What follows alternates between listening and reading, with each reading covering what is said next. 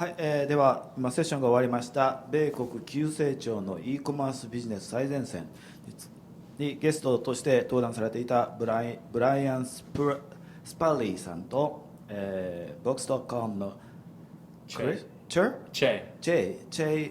Huangさんのお二人です。Could you introduce yourself? Sure, Brian.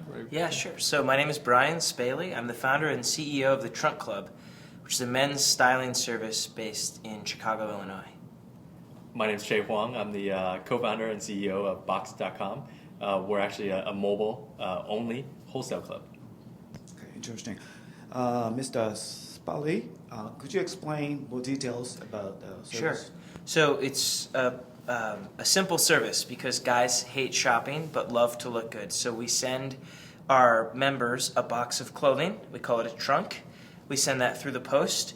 It's usually 10 items of jeans, woven shirts, sweaters, shoes, higher-end men's fashion articles that the customer either keeps or sends back. And they keep what they like, they send back what they don't, and then we're willing to do that as often as the customer wants. And the customer works directly with a stylist in our Chicago office, and the basic principle is we help you look good because guys are lazy and don't want to go to the stores.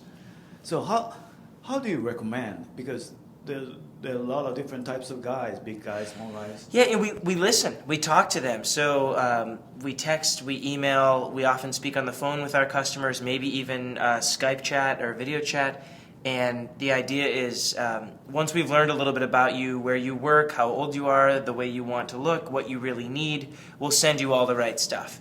And because this is what we do, our stylists are full-time. They spend all day, every day, helping guys get great clothes. So they're very good at knowing what size and what things work well together and how to explain it all to our customers. Do you ask customers pictures or movies? Yeah, we have different ways for them to input their style preferences, both on our website and then also a lot of training for our stylists, as well as some technology and some algorithms that are not available to the customer to see, but that give their tools for the stylist to know what she should send to the customer based on how much he weighs, how tall he is, the different brands, etc., etc. How about the customer's lifestyles? That's very important. But you need to tell us what you need.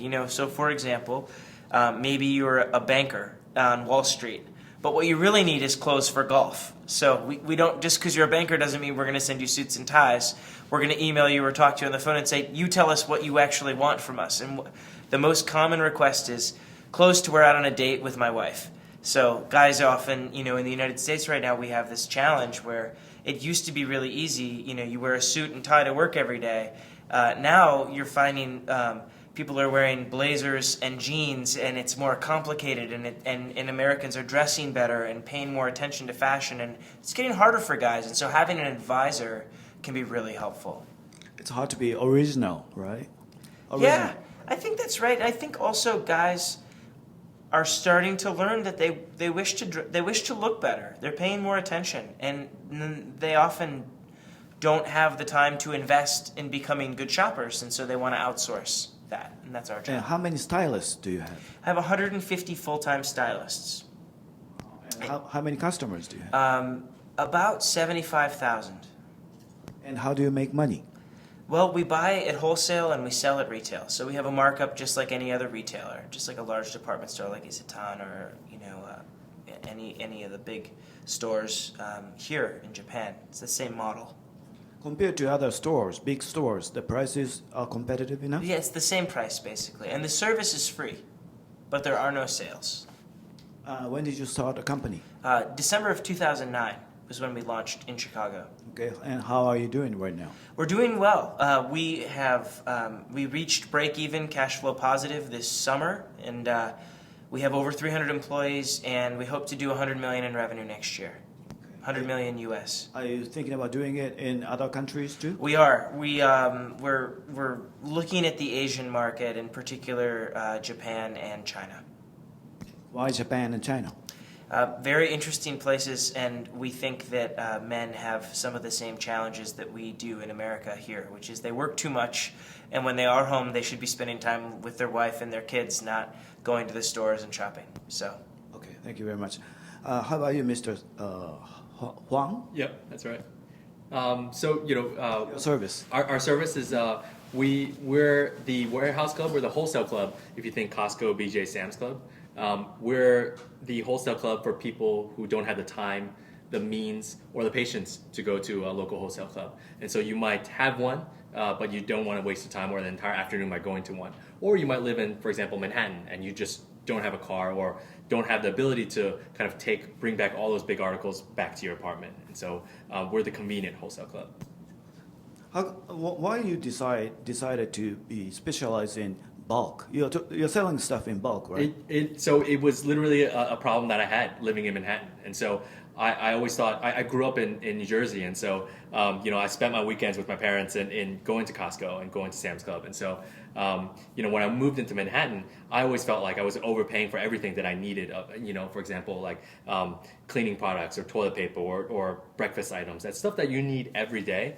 By going to the local kind of Dwayne Reed or some of the local bodegas, I knew I was overpaying by a lot, but there was nothing I could do about it. And so literally I didn't have a car when I was living in New York. And frankly, I just didn't have the time to waste an entire afternoon by trekking out to the local wholesale club. And so, when I kind of revisited the problem in our current business, I was pretty shocked that no one had solved that problem yet for, I guess, literally the millions of people out there that share the same issue as I do. but one question I have is when I lived in New York, Yep. I didn't have space in my apartment for things that were shipped in bulk. Are you finding that's a challenge, or? It is a challenge for us in that we have to find the right sizes. And so, for example, like some articles, for example, we carry the like a 90-ounce container of soft soap. And so for some people, especially in cities, that's not right. But at the same time, we also do carry a multi-pack of a regular size item. And so it's all about tuning and curating the right kind of mix for the urbanite and kind of the semi-urbanite. It's kind of hard to imagine that there's no other competitors doing the same thing. So that was the exact same reaction that I had. And so I looked around, and because it was a problem that I lived and breathed for many years living in Manhattan, I just couldn't find an alternative. And so, the warehouse club industry is not the most kind of innovative of industries, and there really hasn't been kind of a newcomer to the industry in maybe 20 plus years. How come you decided to be on the mobile space? Yeah, the last company that I ran was a mobile-only gaming startup, and so I saw the immense growth and basically the growth of the platform, and that people at the time when we first got into mobile gaming, like barely anyone played any games on mobile devices. But you fast forward about 3 years later, and now most people actually play their games on mobile devices, and so I knew that the shift was already underway and that the tide was quickly turning. And so for us, we want to be ahead of all the other retailers out there. And it's a space that we know very well. And so for us, it was very natural to just go mobile only. But for the consumer, it's also quite convenient. You can actually, what we see is a lot of people do their shopping actually at night when they're sitting on their couch watching TV.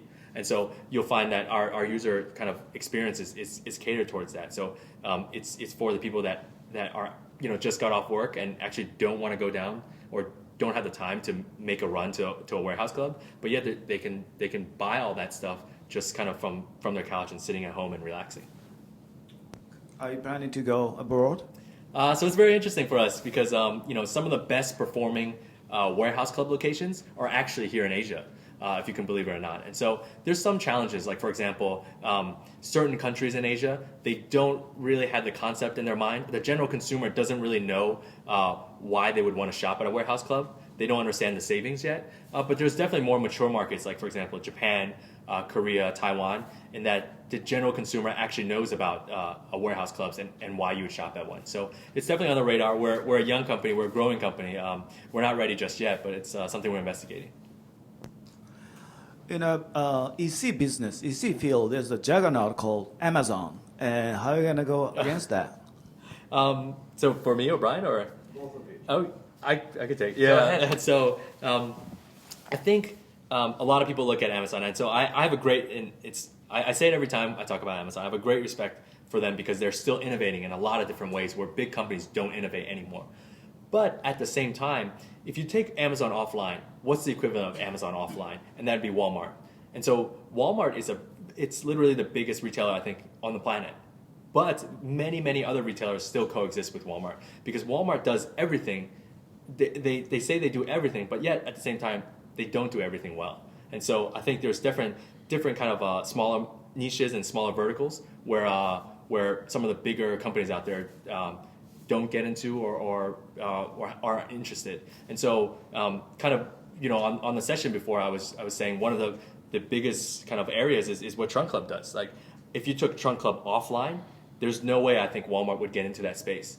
But so it's kind of like if you bring it online, there's no way I don't think Amazon would get into a similar space. And so for us in a wholesale club, the wholesale consumer and a warehouse club shopper is very different from the shopper that goes into a Walmart. In that you'll find a lot of Walmarts share the same parking lot literally as a Costco or as a Sam's Club. And so people still, the stores still coexist, and people actually choose, half of them choose to go to Walmart and half of them choose to go to Costco, even though they sell the same brands really and literally almost the same things, but in a different kind of form factor. And so I think there's EC is a very big space. It's literally all of commerce, and so I think there's a lot of room for many companies to kind of coexist. We think Amazon could probably crush any of our companies if they wanted to. And there's a couple things that I think prevent them from doing that. First, I think they love entrepreneurs and they don't necessarily feel like they need to go out and squash businesses like yours and mine. So I don't think they see Trunk Club as a big threat to them. I think they recognize that we're taking business from companies like J. Crew and Ralph Lauren that have been around for a really long time and exist in an older shopping paradigm. And I think Amazon, in a way, probably respects that and cheers for us. I think the question that we ask ourselves is how effective could we be if we had the experience and the talent and the sort of corporate resources that Amazon has, and combine that with what we do. And so we hope one day maybe we could explore a commercial relationship with them where we could take advantage of some of their shipping capabilities or logistics capabilities. And at the very least, we learn a lot from them, because I agree with Chieh that they are incredibly innovative and thoughtful as a company. They also don't do high-end fashion all that well. It has never been a strength of theirs to date. I think that on the women's side, they bought Shopbop, and they've done very, very well with that company from what I understand. And I believe they're a formidable competitor if they want to be. But I think that if anything, if they entered our space, it would legitimize what we're doing and just bring more attention to it, and we're still a viable option for a big part of that market. That's actually really interesting what Brian just said in terms of like growing the market. That's something I forgot to touch upon on the last session, was that so when we did user testing of kind of our early customers, it was actually surprising for us to see that over 70% were not current Warehouse Club members. And so it wasn't that we were cannibalizing sales of the current club owners or the current clubs. It was that we were growing the industry, and that people who otherwise wouldn't have gone anyway find that, I'll give it a try because I don't need to buy a membership and I don't need to actually travel to the store. And so that's really interesting. When I was chatting with a friend who works at Amazon, he said, we pay attention to what you're doing at Trunk Club because you do something that we would never do, which is you have a person involved versus having the machine do the work and an algorithm do the work. And as a result, we're curious: is it working, and how will you be successful? And so I really have a sense that they're supportive of what we're doing. I think we're a cool company, and many of their teammates use our service, and I think that they're meanwhile going to continue to really dominate the greater sort of plateau of e-commerce, but there's little niches and valleys and hills where we can be successful as innovators in our space. Yeah, I understand that Amazon wouldn't try to buy out Trunk Club because there's a manpower concern, right? Stylist concern. But maybe Box.com, if Amazon wanted to do the same thing, they want to maybe buy you out. Well, I wouldn't put it beyond that. I think Amazon, like, they're interested in all different businesses, and they obviously have as you've heard firsthand, they obviously have a great deal of respect for your business. For us, I think we're in a space that they're not in. It's for a variety of reasons, I guess. And I for us, they've never contacted us, and I'm a huge fan of theirs, and so I don't know where it would go, and so as the CEO of a company, my eyes and ears are always open, so I'd love to talk to anyone and everyone. If they approach you, would you be willing to work under for Bezos? I would, for sure. Yeah. I think Bezos is the smartest guy on earth. I mean, he's so impressive. I think it would be awesome to be part of that company. But they haven't approached us either, so. Yeah, so I think, you touched upon it before in that, like, you kind of have to balance two things as an entrepreneur. I think you seem like you genuinely enjoy, like, running Trunk Club. Yeah, and I genuinely enjoy the ride that we're on running Boxed. And so you'd have to balance that with actually learning from one of the greatest kind of innovators and CEOs of our time, And so I don't know what the decision would be, but I think it would be a difficult one. Definitely. Well, the challenge, that we both face is we've raised capital from venture capitalists.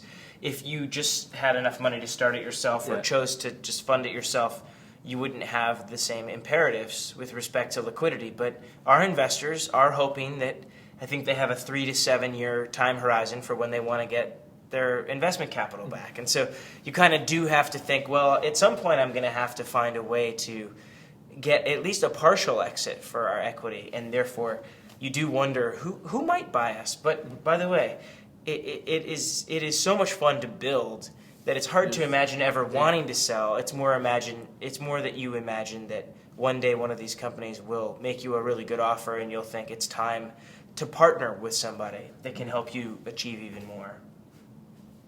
Okay, in 5 years from now, EC space is going to be what kind of industry will the EC space going to be? Is there going to be a big Amazon guy, and then the rest like cool and small startups like you guys? It's your guess is as good as mine, but I think you'll see a lot of innovation in spaces where it's no longer like sales aren't driven by an algorithm. That there's a more human aspect to it of curation, and so you're actually seeing that now. And that a lot of the startups that have survived and that are doing well in e-commerce are ones that do a great job of merchandising, a great job of curating content and curating products for their customers. Something that just a simple algorithm is not that good at yet.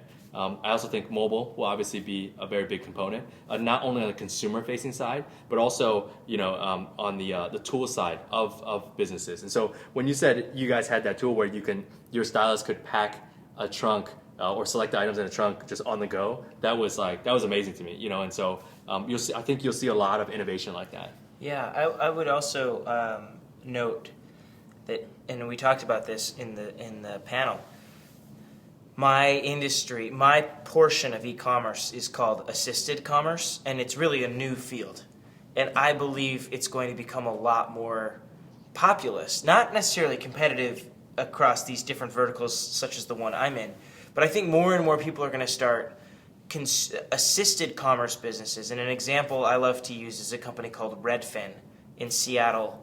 They are a real estate company that has an amazing website for searching for listings, and if you want to buy a home, it's a great place to go. But they also have local agents who work directly for Redfin, and the website serves as lead generation for the offline business of real estate advice and listing and selling homes. And that kind of company didn't used to exist before, and the two predecessors of Redfin, Zillow and Trulia, are both lead gen for other real estate agencies, but don't offer the actual last mile of selling themselves or brokering real estate themselves.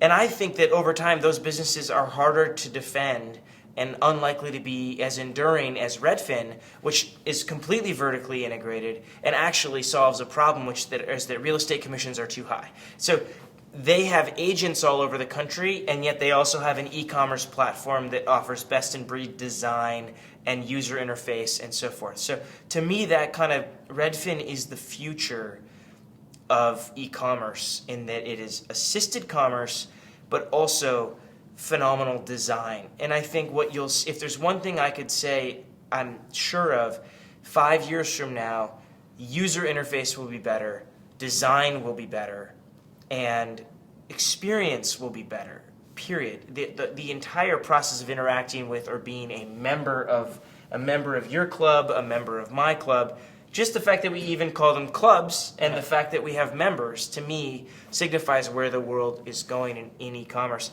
Some of these large players may figure it out and compete successfully with Amazon. I think many of the successful businesses 5 years from now will be newer companies like ours that were able to build mobile first, or in our case, assisted first. We didn't have to transition from being a department store anchor in a shopping mall to learning how to offer a mobile experience and or a compelling assist from a stylist. We started and built everything around that concept. And I think that the winning concepts are likely to be the ones I mentioned, and the winning companies are going to be the ones that have been doing that as their essence versus ones that are trying to make that shift. I think so. It's just so hard to think, 5 years, it's like, it's literally a lifetime, that literally there might be a new whole generation of disruption from a totally different breed of companies, because if you rewind, we're in 2013 now, if you rewind 5 years, in-app purchases for games, like I don't even think they had been rolled out yet. It literally did not exist. Social gaming or games on mobile devices were just beginning to be rolled out. And so you fast forward 5 years from that date, they're basically ubiquitous now. But at the same time, I don't think people could have predicted that 5 years ago. And so that's what makes our job so exciting, right? Is that you're creating the future, and that you're trying to kind of execute your vision, of what the future will look like. And who knows what's really going to happen. Do you guys want to stay in your niche vertical, or you want to be the everything store? So for us, I don't think we want to be an everything store, because I think once you're an everything store, you're also playing right into the game, right into kind of what Amazon, what Rakuten, what a lot of big e-commerce companies are very good at. And so for us, we want to play in a space that we know our customers taste very well, and we know that we can kind of provide value in that space. And so I think the minute that we just start selling literally everything is probably, at least in my opinion, how I see it, is like I think it'll probably be kind of a turning point of a not good in a not good way for our company. Yeah, I think for Trunk Club, geographic expansion is more interesting than category expansion. So we just opened our very first sales office outside of Chicago in Dallas, Texas, and we will probably open a few more in 2014, and I'm here today in Kyoto exploring Japanese expansion and thinking about other Asian expansion. So I'd rather solve this problem for guys all over the world than try to solve a lot of other problems for different types of customers. That being said, I have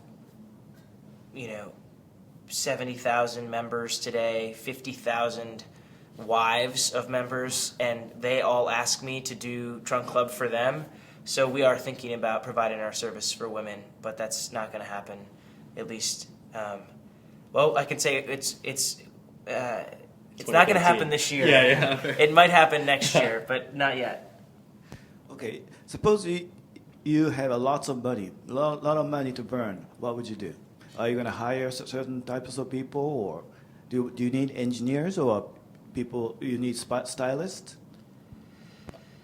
Go ahead. So I think for us, for our business, I think, obviously every technology company needs more engineers, but for us right now, we're able to kind of handle the load, and we've done very well with the team we have. It's because we've worked together for many years now, and we've gone through literally our entire lives in technology only on mobile. So there's a lot of expertise in our team, and so engineering talent is always welcome. I actually don't think it will be our most pressing need.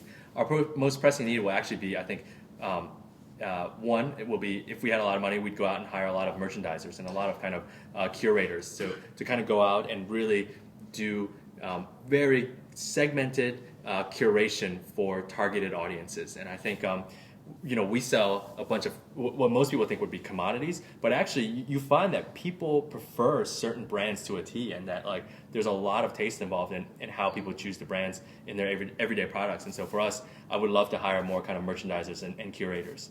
I'd also love to kind of bring down shipping time to the end consumer.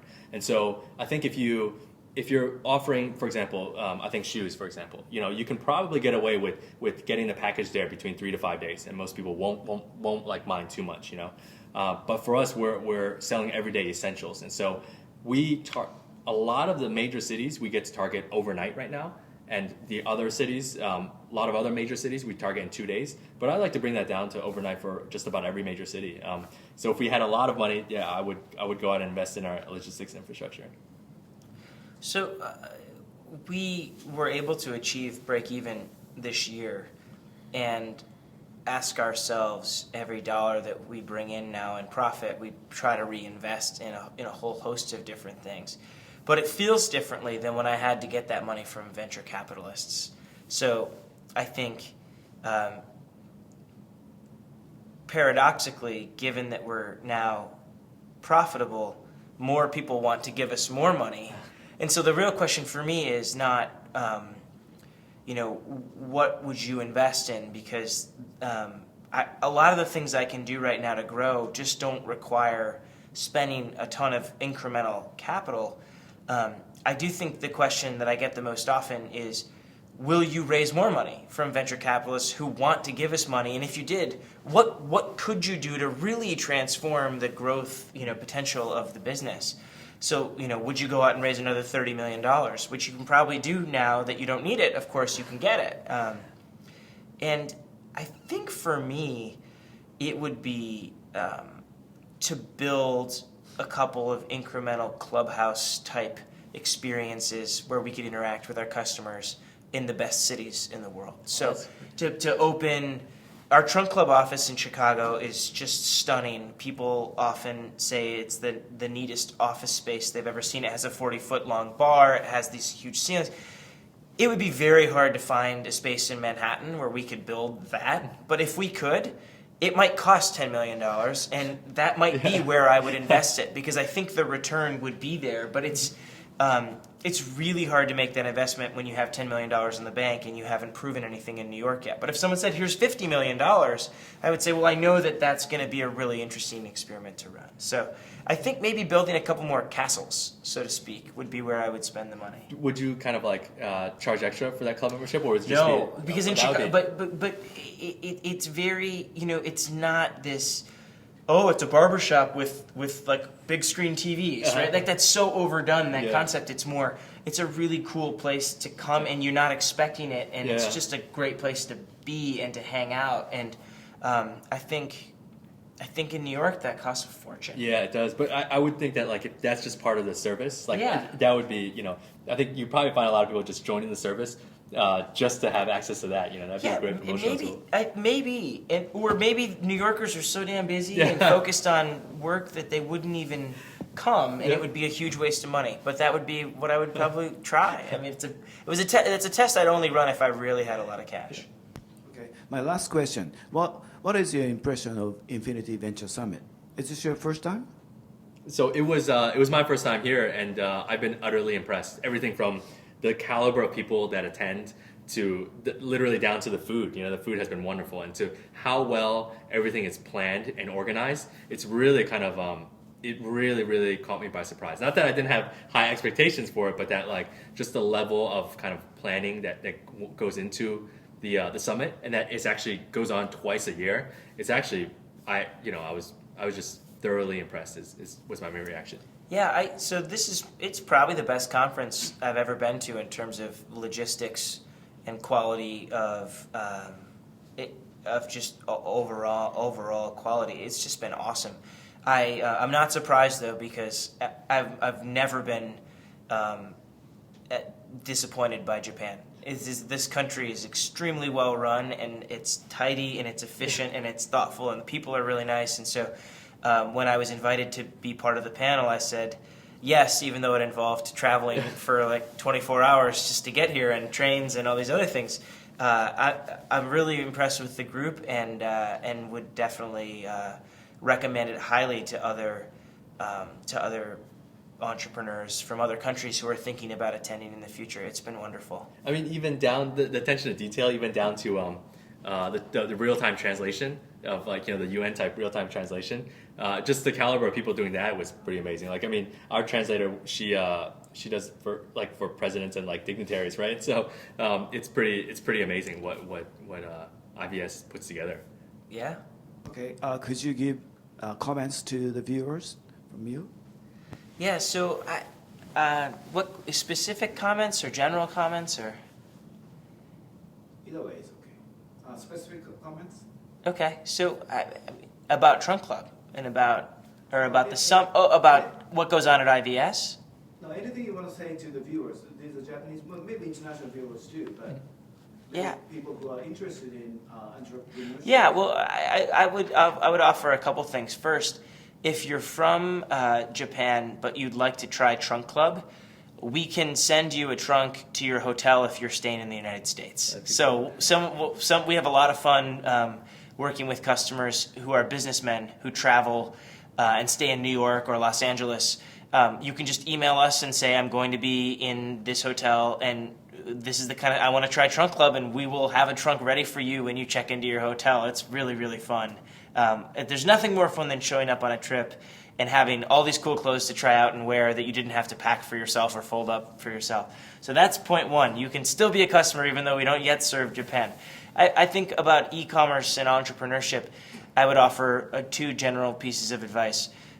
If you have an idea, go for it. Find a way to make a product. Find a way to actually test your idea. One of the great things about America and about the region where I was educated in business school, which is in Palo Alto, Silicon Valley, is we celebrate taking risks, and it's okay to fail. And I think that that's a great lesson that we can export from especially from Stanford. And so I encourage everyone who's got a neat idea to go ahead and try it and start a website and put some time into it. It'll probably be more fun than you think. And then the other piece of advice I have is make sure you're doing something that no one else is doing. So original ideas and creative ideas are the most important ones to pursue.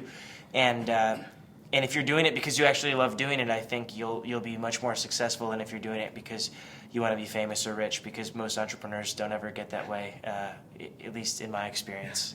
So I guess for the viewers out there, if you're an entrepreneur, especially if you're a Japanese entrepreneur and you haven't been to IVS, then you need to come. I know it's an invite-only event, but you should concentrate at least like 90% of the next 6 months trying to get an invitation to come to this summit, because I really think just meeting the people that are here, I can't think of a better time or a better conference to be at. And literally the network here and the caliber of people from all like the best startups in the world and the kind of the best companies in Japan, to have all that available and kind of like one summit is actually pretty remarkable. And to Brian's point, if you're out there thinking about whether you should start your business or not, or what you should do, I think the best kind of advice that I can give is just do what you love. Do something that you'll wake up every morning and can't wait to kind of do. And so even though your stress levels will be and the amount you work will probably be at an all-time high, it'll actually be correlated to your happiness level, and I think you'll never be happier. The outcome, I think, if you do something that you enjoy and that you're solving a problem that a lot of people have, then I think the outcome would just be natural. That you'll be successful. That's how I feel. Great. Thank you very much. Thank you. Right.